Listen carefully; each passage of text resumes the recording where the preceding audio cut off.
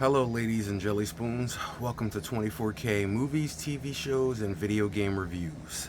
I'm not going to make this long because I said I wouldn't do an episode by episode video review, but I do have some thoughts. I was going to share it last night, but I wanted to let it marinate at least overnight before I spoke on it.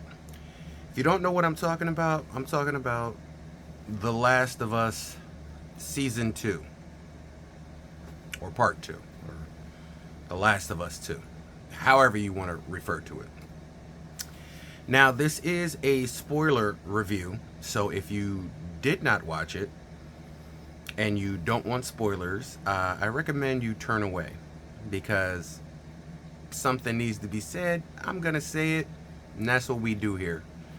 5, 4, 3, 2, 1, 0. You've been warned. So, I'm going to look at this from two heads of view. I'm going to look at this from my gamer standpoint of view, and I'm going to look at this from my cinephile standpoint of view. From my cinephile standpoint of view, I'm looking at it purely based on cinema, TV, series, aspect ratio mind. From my gamer point of view, that is where we're going to be a little bit more critical, but that's also where I'm able to separate the two. So, let's just start off. I'm going to do what I don't normally do. I'm going to give you the rating beforehand, and then I'm going to give you the justified reason for it. Okay, so platinum is off the table, 100%. Gold is off the table, 100%. However, saying that, penny is off the table. I'm going to give it a nickel. Silver rating. And that's being generous. And I'll tell you why. Forget the fact that Ellie doesn't look like Ellie from the sequel. Abby doesn't look like Abby from the sequel. I'm just going to get off of that for a second. But on the same token, I could draw a parallel. How many of you guys saw a movie called Jack Reacher, or Reacher, with Tom Cruise? If you've read the book tells you and explains the character that he's about a 300-pound, 6'3", 6'4" hulking of a man. He's a very large individual. Now, what you get in the movie is you get a 5 foot whatever Tom Cruise is, and he's Jack Reacher. Now, the movie is good. The movie is believable, just like The Last of Us TV series. It's good and it's believable. The problem inherent falls in the character being developed at that size for a reason. Let's pull it apart. When it comes to Reacher, the reason why he's described as such an imposing size in the book is because you are to believe that he can take on these insurmountable tasks, and he's a formidable size and a formidable opponent for the things he has to go through. So, having said that, if you look at Reacher the TV series, they have this gigantic 6'3" or 4" Adonis of a man with hulking muscles. He looks like Jason Voorhees from Jason Goes to Space. He's like that level of huge. Like, you're talking about Tyler Mane, Halloween, Rob Zombie. That size itself is making a statement. And the reason why that size is making a statement is because that drives what the character has to do and what that character has to get through. If somebody's 5'4", I'm not saying they can't be an opposing force. They can. And they can certainly hit doors and come through doors if they have, the strength and the power behind it. But it hits differently when they're 6 foot, 7 foot, 300, 320, when they're just a walking roadblock of a force. Because the imposing menace in that means you're in trouble. Now, why am I talking about the Jack Reacher comparisons? Is because the series did way better than the movie. No disrespect to Tom Cruise. The reason why the series did better than the movie is because the series adapted that character exactly like the book's perspective of that character. And it works. No disrespect to Tom Cruise and his fighting skills or his abilities. I mean, he's a great action actor. I love him. I love him in a lot of movies.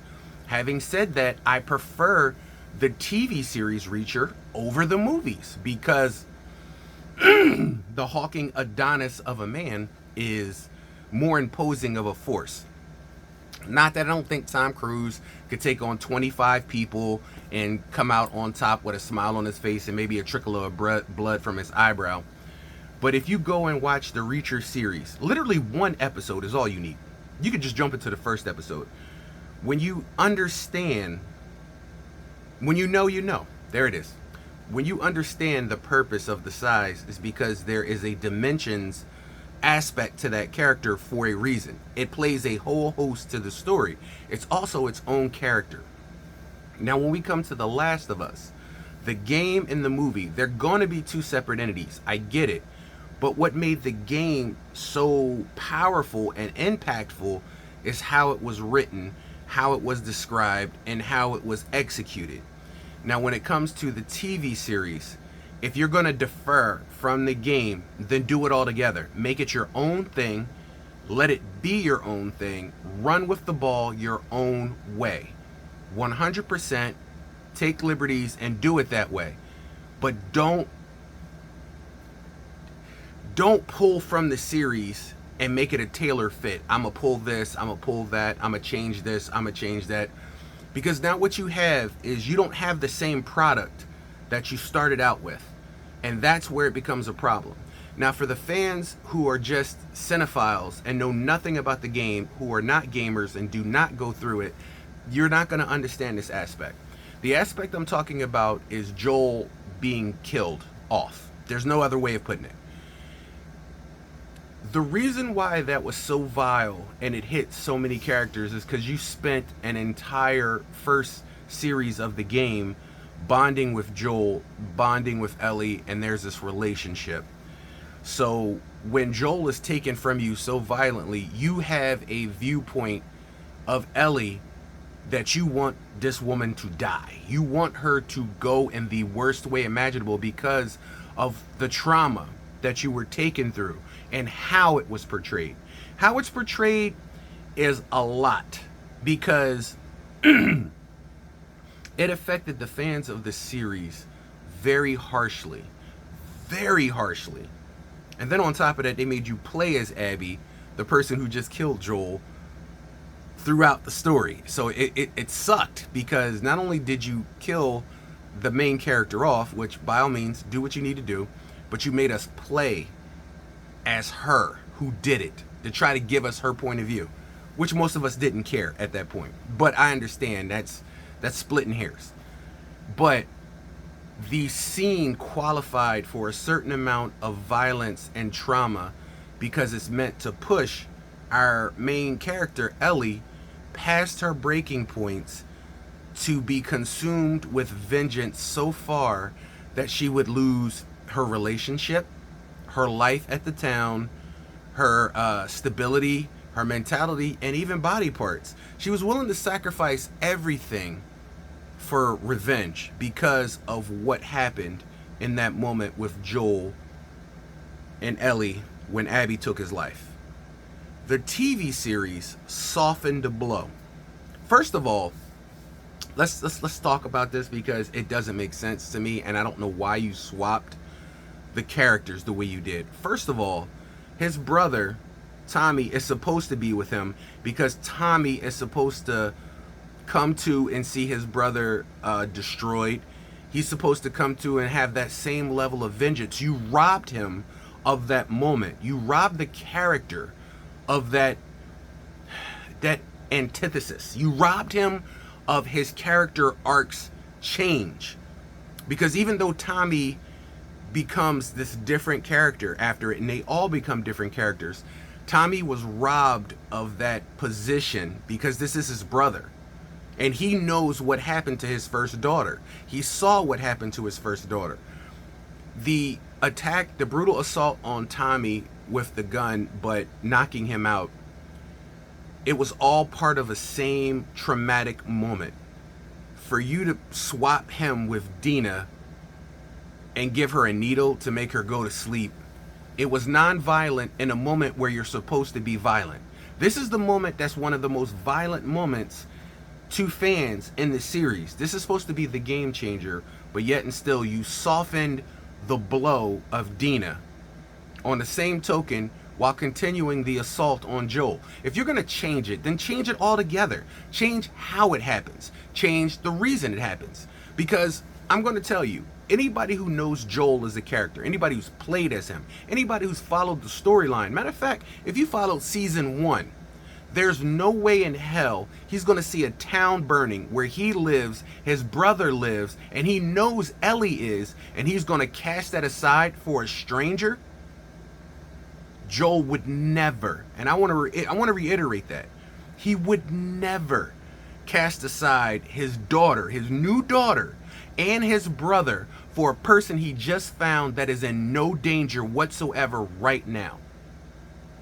That was a stupid liberty to take with the characters because it doesn't make sense. Joel would never cast aside his daughter, his new daughter, Ellie, who he fought for and murdered for to save her life, and his brother, who he tracked across the entire United States, putting his life on the line, losing tests for his brother Tommy. You expect me to believe that this character, who has shown that amount of love, loyalty, and honor to both Ellie and Tommy, cast them aside for a woman he just met and just saved, who is in no danger right now?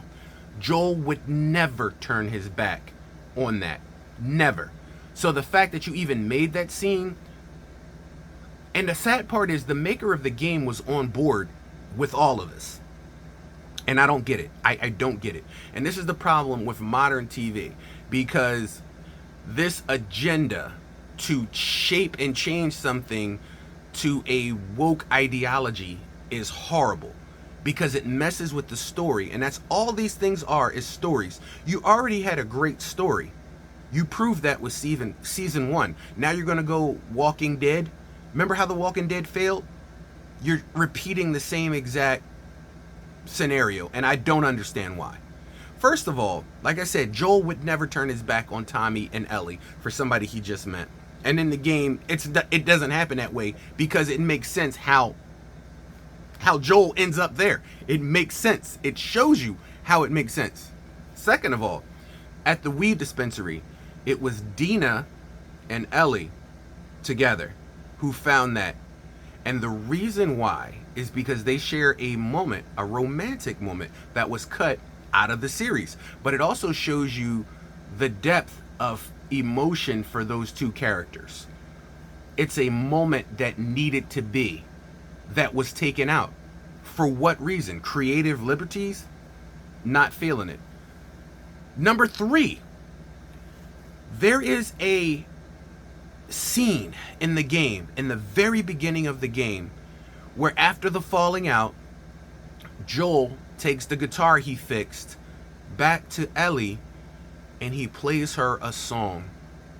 It is the last ode to her before his life is snuffed out. It is the last words to her before his life is snuffed out.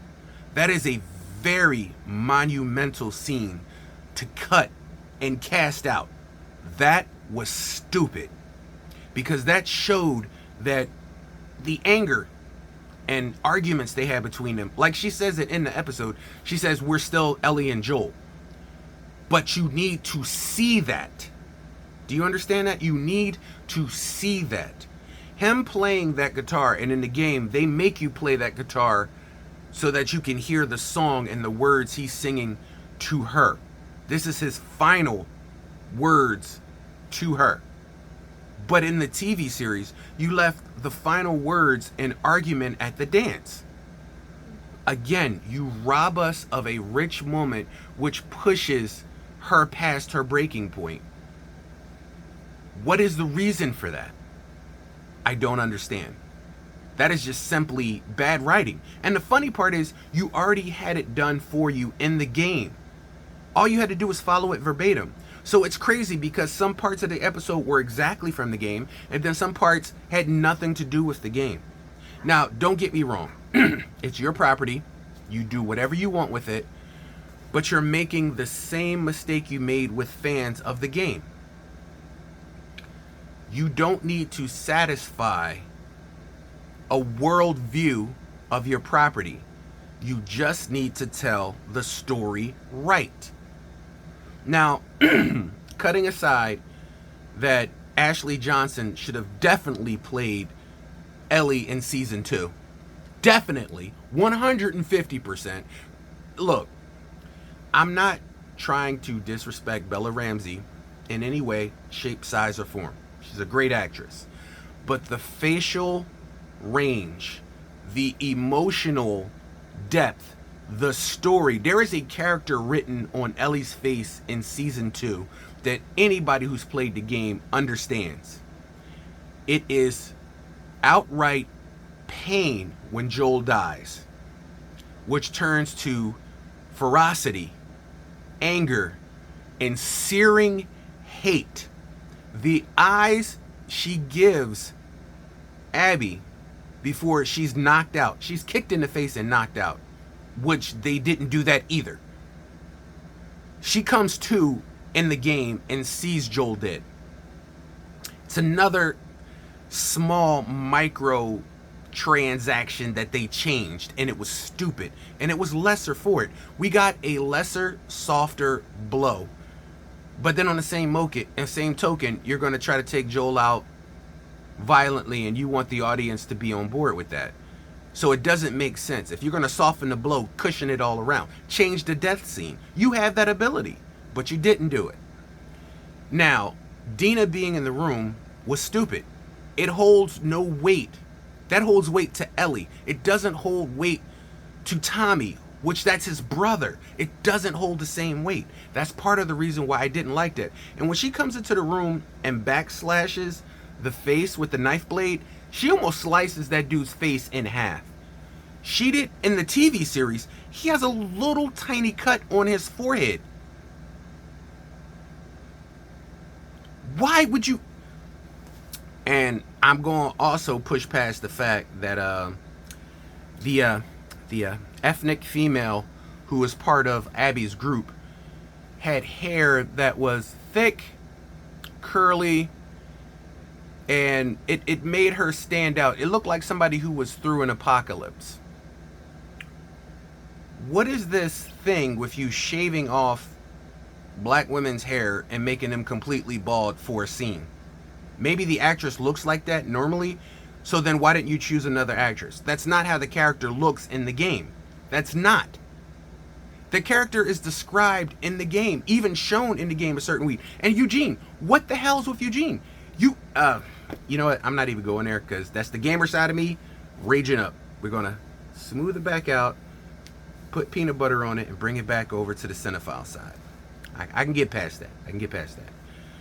But the meaning behind Joel's death was so soft to the point that I didn't feel it. I didn't feel it at all. When I played the game, I felt it. Matter of fact, I stopped the game after that, and I didn't play for a few weeks. Period. Because I didn't want to play the game anymore. Matter of fact, a lot of people never finished the game. They never even finished the game after that. A lot of people stopped the game after that. I came back to it and I got the whole full story, but still, it was that traumatic that even us playing the game, we felt it. We felt the vileness of that moment, and it stuck with us. It's one of probably the worst horrible gaming moments in history that you have to go through, besides the guy on a swamp porch in Red Dead Redemption 2. I ain't gonna go there either. But I will say, just look, I have it as a wallpaper. Just look at Ashley Johnson's Ellie and her face. Do you see how her face reflects an emotion? It reflects another character. It reflects position. It reflects something in her. Like I said, no negativity to Bella Ramsey at all as an actress. You're phenomenal. You actually did a great job in season 1. However, HBO, you love changing characters and swapping them out. You showed us that in House of the Dragon. Every other episode was a time jump with different characters. This is one of the times you should have changed that character as Ellie. And I understand maybe she was contracted, maybe, this and that happened, whatever. I'm not going into the way her face looks. I'm not going to the way she doesn't look like the character. I'm talking about her purveying an emotion on her face that she just can't do. And this character, Ashley Johnson, when they even filmed it, there was an emotion in the room. That's the level of intensity that should have had in that moment on The Last of Us on HBO. But you robbed your fans, the viewers, of that moment. And if you're going to take Joel out the way you did in the game, then take it all the way. Do the scene verbatim. You showed that you can do it verbatim, but you didn't. And I don't understand that. That, to me, that is a disservice to your product. It's a disservice to the game. It's a disservice to your patrons that you decided to soften the blow. And the funny part is, the only thing I can think of is maybe y'all saw the reactions of the Negan episode where Glenn was beat to death and Abraham was beat to death, and you're like, we don't want to lose half of our viewers, so we're going to soften the blow. So then don't have Joel's death scene follow that. Get what I'm saying? If you want to soften the blow and change the narrative of how that scene is, then have Joel die a different way. Have him ripped apart by infected outside. Have something happen. But then you're like, well, there's no driving force for Ellie. And that's my point. What she went through in the game, if you guys have never seen it, I can't even put it into words, the vileness of what happened. And Abby is an imposing force. If you ever seen her in a game, she trained for years because she knew she was going to fight a man, Joel, who was a very capable man, a strong man, even at his age. She trained, she was buff, she was strong, she was capable in that moment of inducing that level of violence on Joel. No disrespect to Caitlin Dever, you did not have it. Joel, even with one leg on the floor, was held down by other men in the game. That's why he could not fight back. He was held down. Even with one leg, he was held down and could not fight back. In the TV series, nobody's touching him. You mean to tell me he knows he's going to die? He knows he's going to go out. He ain't going to clock this woman who's sitting 3 inches in front of his face? The Joel we all know would go out with a bang. And you're saying, well, he didn't want Dina to get hurt. Let's think about the rest of the people in the room who had no idea how this was going to go down. And had no idea that she was going to possibly kill Dina anyway. And if they're taking it this far, Joel, this is where we are. Y'all made him go out like a lamb, and I don't like it. He is a lion of a man. And lions sensing their own end, that's when they're their most vicious. That's why they had to hold him down in that scene in the game. In the TV series, there was nobody holding him. He just sat there with this bewildered look on his face. And I'm like, this isn't the Joel. This is Joel to his very end was a strong, capable, powerful, menacing person. And even in his final moments, he didn't give her what she wanted out of him. And it made her even angrier, which is why the level of her brutality escalated. Because in those final moments, Joel didn't give her what she wanted. She wanted this level of violence and revenge on him and to watch him driven before her, but he did not give her that. That's why her violence escalated. Matter of fact, you can hear some irks and pains in the game, but Joel does not cry out the way they made him cry out in the TV series. And to me, you did a disservice to Pedro Pascal for that and the Joel character, because that's not who the Joel character was in his final moments. He was gangsta to the very end, even to the point where he couldn't even speak anymore. And I don't understand your purpose beyond that. Now, having said that aside, let's talk about the assault on the town. That wasn't in the game. But I give you credit because you showed the huge amount of infected attacking and storming a town along with a bloater. And I love the scene because season one didn't have that level of action. There was only like one scene with a bloater and a bunch of infected that stormed. I did like that. Plus, I liked your flashbacks. So I'd have thought with season two, you would have learned some of these things. And I'm pretty sure you got flashbacks coming up because Pedro Pascal, he filmed a lot in this season too. So we clearly are not going to see the last of Joel. He's going to be in flashbacks. He's going to be in moments when they were in the forest and he taught her how to swim, because swimming plays an integral role in the upcoming area. But it all boils down to this. Now Bella Ramsey, as Ellie, has to carry the rest of the show on her shoulders from this point on to the end. And that level of anger, that level of intensity, that level of revenge is not inside the actress who portrays her. You can't see it in the face. You can't see it in the words. If I put side by side the death scenes between the HBO series and the game, you would be almost unable to watch the scene in the game. And that's exactly how it should have been on HBO. You're not TV, you're not network television, you're not AMC, you're HBO. You can go all the way. And this is the time where you could have went all the way.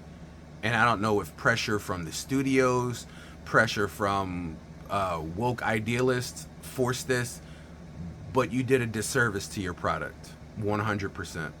Now, I will watch the rest of the series because I'm tempted to see what other changes you made to the Last of Us Part 2, Season 2. I keep saying Part 2.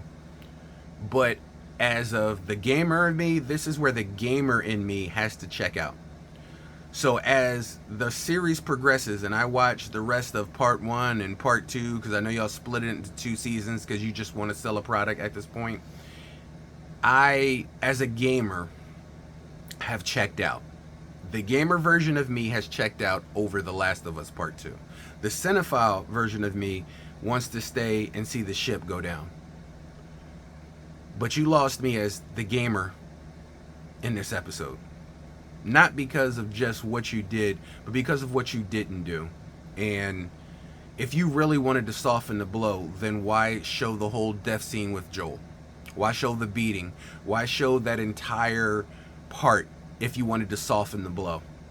You obviously didn't. You wanted to satisfy somebody's agenda. Just like there is a scene earlier in the episode where they talk about men being in control of the world. Whose idea was that? Whose idea was that? You should not even have brought that to the table. That is the dumbest comment I've ever heard. Because I'm just like, why would you inject woke politics into this? It's the end of the world. You think people are concerned over woke politics? No. Just like the scene that happened at the party. There was way more in the game than was in that scene. That was said. Just like when he gave her the steak sandwiches. There was way more said that we know. Just like that was supposed to be a delicate bonding moment between her and Dina. Why would you swap it out? Why? You've showed that you don't mind the character being gay. We all know that's what the character is. Those of us who played the game, those of us who've seen season 1. So why would you swap that moment out that's supposed to be a bonding moment between her and Dina and Tommy and his brother? Because if you think about the dynamic of that, that is another integral part that plays host to Ellie changing. She had this lovely, amazing moment with somebody who she clearly is in love with. At the same time, Joel was in the worst moments of his life. It was an up and down. It was an up and down until she finally got there and it broke her. We were robbed of those moments. We were robbed of those scenes. We were robbed of critical plot and character driven narrative storylines that made these characters who they are in the rest of the series. So to me, it's a letdown because you start at here in the game and then it goes higher. In this episodes of The Last of Us season 2, you start here, then you go here, then you want us to be here. We can't make it there. You need an incline to get there. What happened to her walking in the snow with her partner who was talking back and forth with Abby in the beginning? What happened with Abby coming across the infected at the same time Ellie was coming across the infected in the same area that she was in? What happened to Tommy and Joel going on? There's so much missing that affects the integral part of the stories. And for that, I can't give it a platinum. I can't give it a gold. Matter of fact, I barely want to give it a silver. Because as somebody who's experienced both the TV series and the game, this is at one of the points where the game will always be better. And here's the thing. I didn't think I'd ever say this about The Last of Us. Because season 1, I'm like, wow, finally they got something that's as good as the game. Like they did it justice. Like verbatim. I remember the scene. I remember playing the scene. I remember how it went. They literally were one of the first companies in the world that actually made that bridge. That gamers was like, yes, finally you get it. Finally you get it. And then when season 2 comes out of the gate, you're like, you take that bridge and you just blow it up. Because now it's not like the game. And you think you slick with the little things that you draw together. Ellie got bitten. She cuts it. The blood goes down the drain. And then all of a sudden you see the things in the drain respond. And you thinking there's a connection between her and the infected. Like, I know where you guys are going with this shit. And I don't like it. I don't like it. Stick to the game. That's all you had to do. It's written for you. The story's done. Just tell the story from the game. That's all you have to do. Don't change. Don't do, oh, this is my viewpoint. This is what we thought we would go with this. Don't. But on the same token, as the cinephile in me, I love the town being stormed by the infected. I loved it. Because at a point I was like, are they going to kill Tommy off? They're going to kill Tommy off. Because if you've ever went against the bloater in the game, you know that was straight BS, the way Tommy lived from that bloater. You know that's BS. You know that's BS. But anyway, I'm going to get off of that fact because after the death of Joel, Ellie is supposed to be back in town, visiting the grave. There's supposed to be sunshine, this soft, mellow moment before she leaves town to go get revenge. Now with the town being destroyed, you're not going to have that soft, mellow moment, are we? No, we're not. Because the town is almost completely destroyed. You see where I'm going with this? You were so preoccupied with whether or not you could, you didn't stop to think if you should. Thank you, Dr. Ian Malcolm.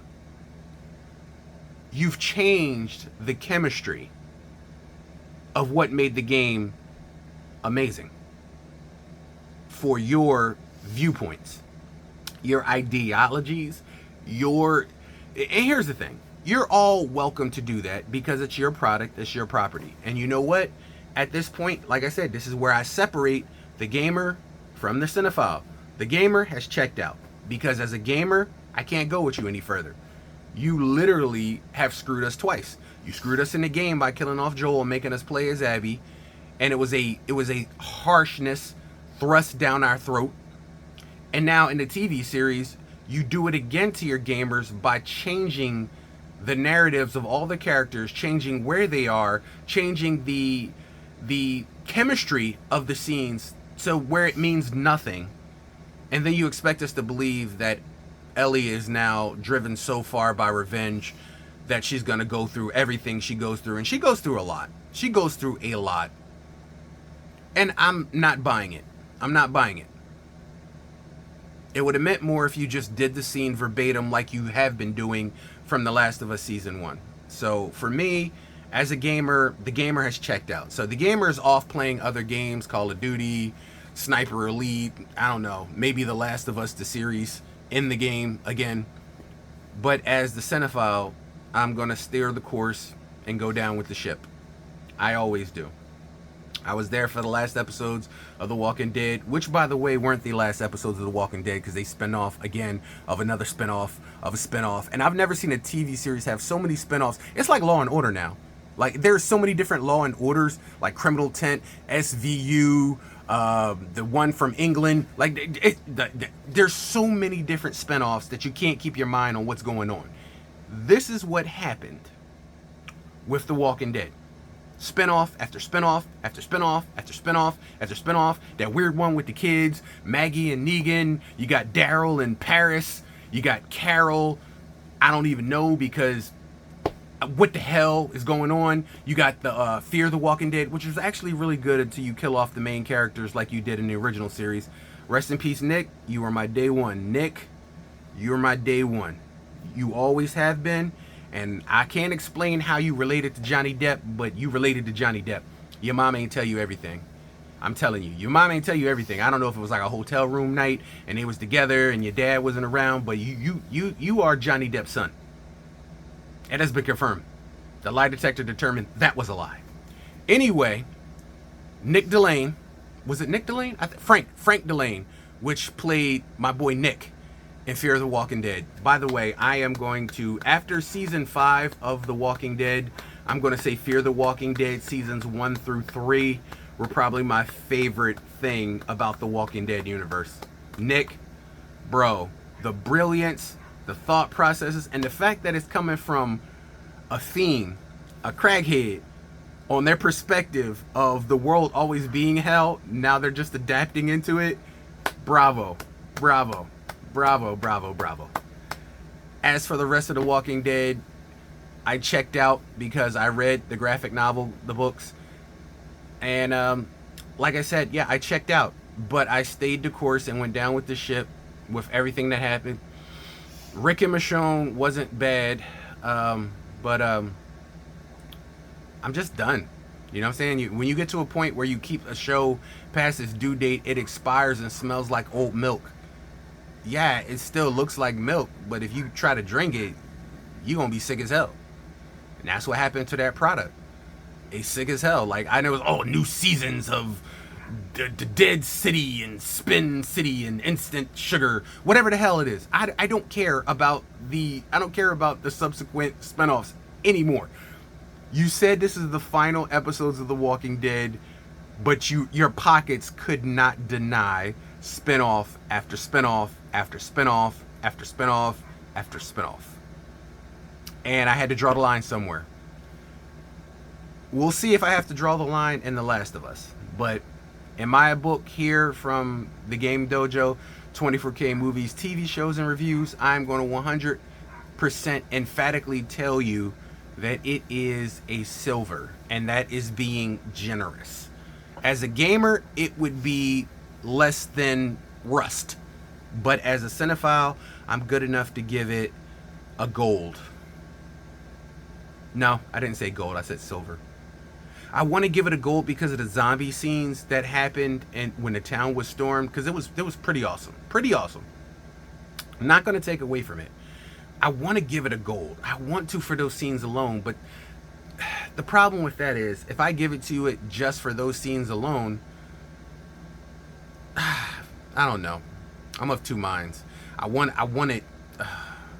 Nah, you know what? Silver. Because even though they had those scenes were still unbelievable based off the game. Tommy was dead as fried chicken with that bloater. Anybody who's ever faced one of those like that in the game in part 2, because you do face one in that like amusement park kind of weird shack place, like there's no way he got out with unscathed.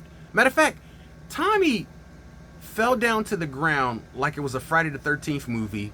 He has guns on him. He still has handguns on him, but he gonna lay back on the ground, give up, and then turn his head like he was just embracing death.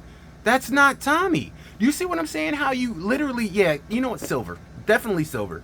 Because I don't like what you've done to the characters. You've bastardized these great characters in this game series. The great game series. Probably one of the greatest game series in the world. Even though I don't like part 2 because of what you've done to us as gamers in part two, I will respect it enough to say you had balls to go there. And I give you credit for that. You did have balls to go there. But the TV series cut those balls off. Why? It's your property. It's your intellectual property. Why? But it's like everything we watch nowadays. And I'm just sick and tired of it. So you know what? Silver stands. That's my last word. Silver stands. The Last of Us Part 2, Season 2. Gamers, y'all gonna want to check out. Cinephiles, y'all gonna want to check in. But I am gonna warn you guys, this scene is not as drastic as it was in the game, and I know why they softened the blow. They were afraid. They were afraid of losing customers, patrons. They were afraid of backlash. And I'm not gonna say rightly so, because half of the people checked out of The Walking Dead when Glenn and Abraham got beat to death with a bat. But there was so much good after that. I mean, but a lot of people weren't around to see it. Which I get. 100% I get.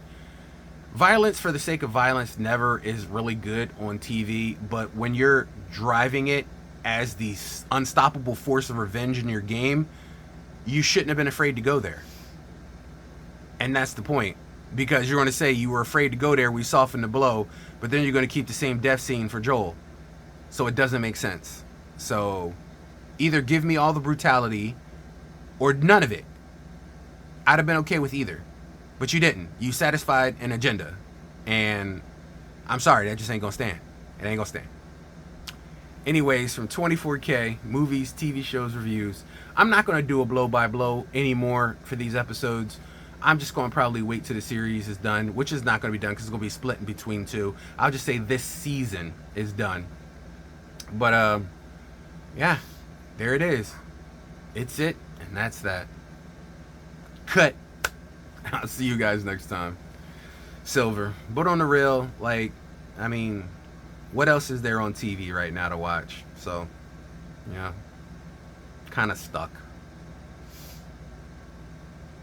Well, there's always games, so let's pick up that controller, jump back in, and play The Last of Us. We're just gonna skip that scene. By the way, PlayStation Studios, bravo. You took your two games from PlayStation 3, remastered them, put them on 4, remastered them, put them on 5, remastered the remastered of the remix, and put them together in one collection to release again. Bravo. Brilliance. Absolute brilliance. Because I can't tell you how many people bought 6 versions of the same game. Bravo. Hands off. That's the end. PlayStation. Bravo. I'll see you guys next time.